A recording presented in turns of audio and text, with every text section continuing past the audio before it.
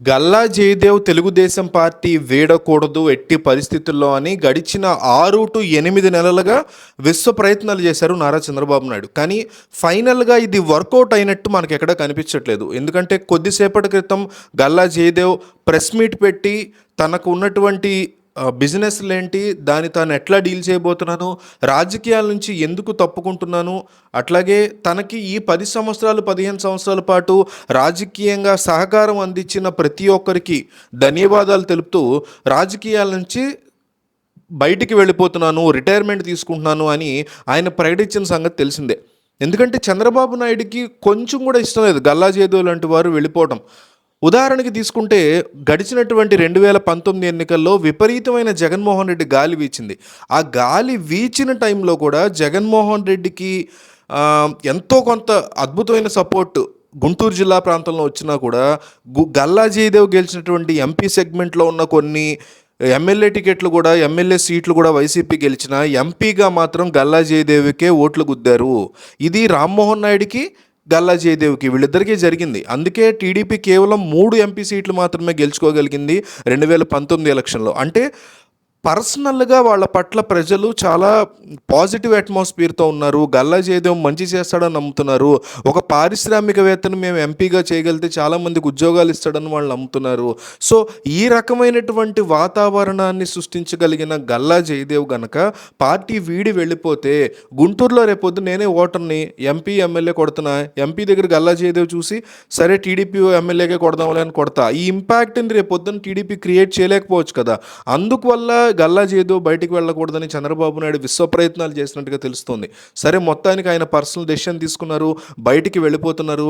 రాజకీయాల నుంచి వెళ్ళడానికి కారణం గడిచిన సంవత్సరాలలో ఆయన పడ్డ ఇబ్బందులని చెప్పచ్చు. రాజకీయంగా ఆయన పట్ల కక్ష సాధింపు చర్యలు జరిగాయి అనేది ఎట్టి పరిస్థితుల్లో ఎవరైనా యాక్సెప్ట్ చేసినటువంటి నిర్ణయమే. ఆ కక్ష సాధింపు చర్యల్లో భాగంగా ఏ రకమైనటువంటి వంకల్ని ఎంచుకున్నారు, లేకపోతే ఏ రకమైనటువంటి యాక్ట్స్ని వీళ్ళ మీద, వీళ్ళ కంపెనీల మీద అమలు పరిచేలా ప్రయత్నం చేశారు జగన్మోహన్ రెడ్డి అనేది మనం అర్థం చేసుకోవచ్చు.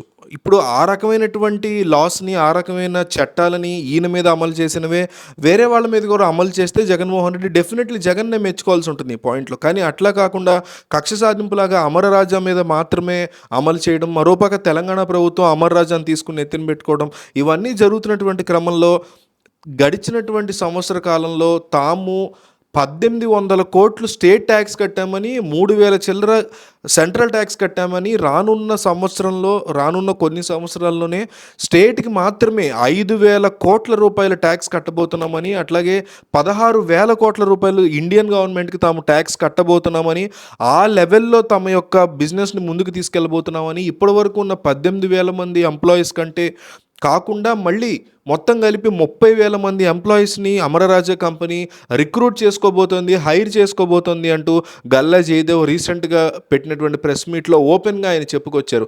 దీని మీద తెలుగుదేశం పార్టీ విపరీతంగా మండిపడుతోంది. ఇట్లాంటి ఒక కష్టపడే తత్వం ఉన్న ప్రజలకి ఉద్యోగాల్ని, జీతాల్ని, వాళ్ళకి ఉపాధిని చూపించేటువంటి వ్యక్తుల్ని తెలుగుదేశం పార్టీ వ్యక్తులు అవటం అన్న ఒక్క రీజన్తో వీళ్ళని వేధిస్తున్నాడు జగన్మోహన్ రెడ్డి అంటూ తెలుగుదేశం పార్టీ ఎప్పటి నుంచి గొడవ చేస్తుంది. ఈరోజు కూడా గల్లా జయదేవ్ వెళ్ళిపోవడంతో, పార్టీకి సంబంధించి వెళ్ళిపోవడంతో, రాజకీయాలకి పూర్తిగా ఆయన గుడ్ బై చెప్పడంతో ఇది జగన్మోహన్ రెడ్డి తప్పే. ఇటువంటి పారిశ్రామికవేత్తల్ని జగన్మోహన్ రెడ్డి ఈ ఏపీ నుంచి వెళ్ళిపోయేలా భయపెడుతున్నాడు. దానికి ఇదే సాక్ష్యం, గల్లా జయదేవ్ చెప్పిన మాటలు వినండి అంటూ ఆ ప్రెస్ మీట్ వీడియోలో విపరీతంగా వైరల్ చేస్తోంది తెలుగుదేశం పార్టీ.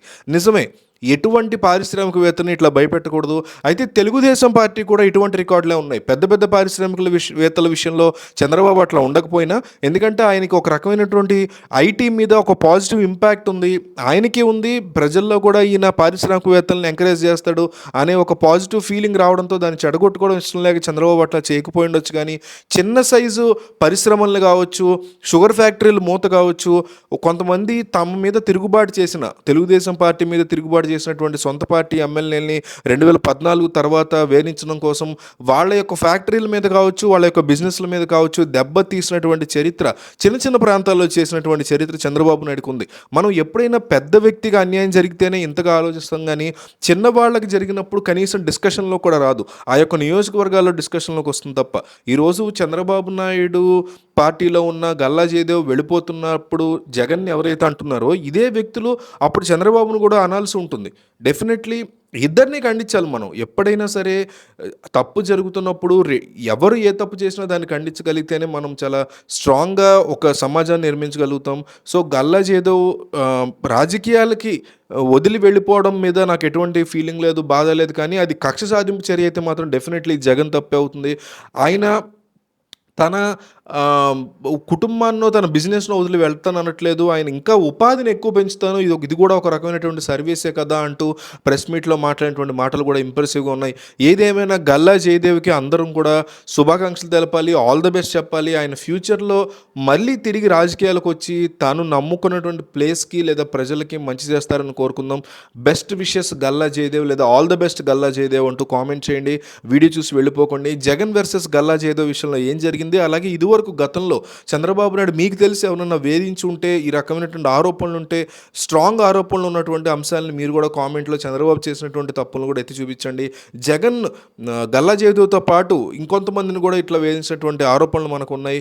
మన డైరీ ఓనర్ ఉన్నారు, ఆయన్ని కావచ్చు, ధూళిపాళ నరేంద్ర, ఇలాంటి వాళ్ళని ఎంతోమందిని జగన్ ఇట్లా చేశారనేటువంటి ఆరోపణలు ఉన్నాయి. అధికారంలోకి వచ్చిన తర్వాత పార్టీలు సహజంగా చేసేటువంటి పనులే ఇవి. చాలా తప్పైనటువంటి పనులు. బట్ అది చాలా సహజంగా చేసి పడేశారు వీళ్ళు.